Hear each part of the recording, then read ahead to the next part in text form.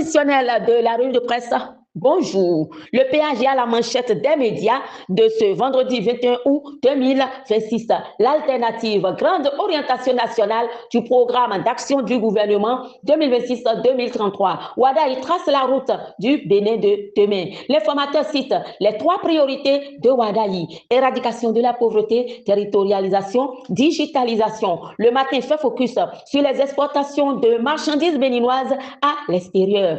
188,8 milliards de francs CFA de vente de marchandises à l'extérieur au deuxième trimestre de 2026.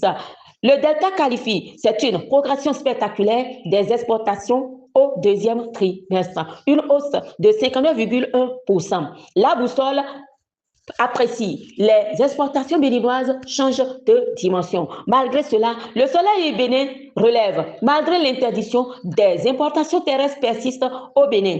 Le journal en veut pour preuve le business du riz. L'Opinion aujourd'hui informe, la douane durcit le ton. L'importation du riz par voie terrestre est interdite.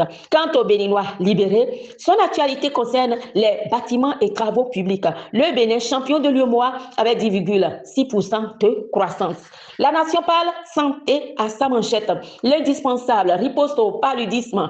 Avec une photo de moustiquaire à l'appui, le journal écrit de la lutte à l'élimination du paludisme. Pour le matin, c'est l'éléphantasiasiste qu'il faut éliminer. Une maladie et non un phénomène mystique, écrit le Canard.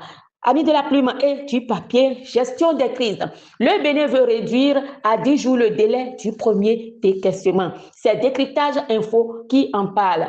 Et puis, lancement officiel du plan stratégique 2027-2031, le CES, le Conseil économique et social, se dote d'une boussole pour les 5 prochaines années.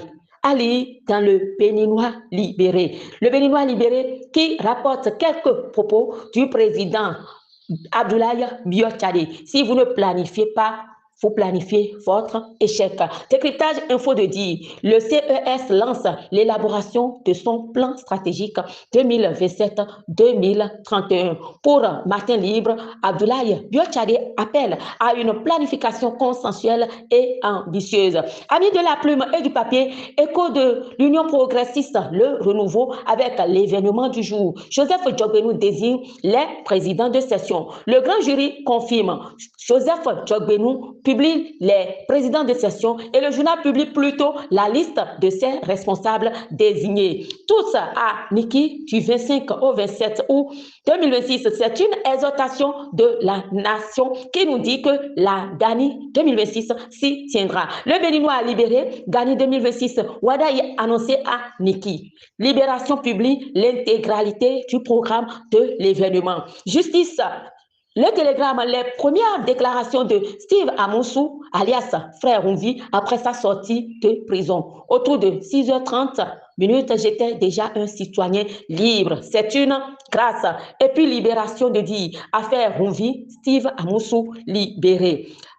Avec TV5 Monde, nous nous rendons en Afrique. Le journal fait un reportage sur le sorgho et questionne, est-ce une culture d'avenir? Dans le Parisien, c'est la première fois que l'ARN messager prouve son efficacité contre un cancer. En réalité, hier mercredi, les laboratoires Moderna ont annoncé des résultats très prometteurs d'un essai clinique en phase 3 sur un vaccin thérapeutique, en l'occurrence contre un cancer, le mélanome. C'est un cancer de la peau. Et ce sera l'essentiel de cette revue de presse de la fidèle Tamandaro. Je suis l'œil féminin des médias pour vous. À demain.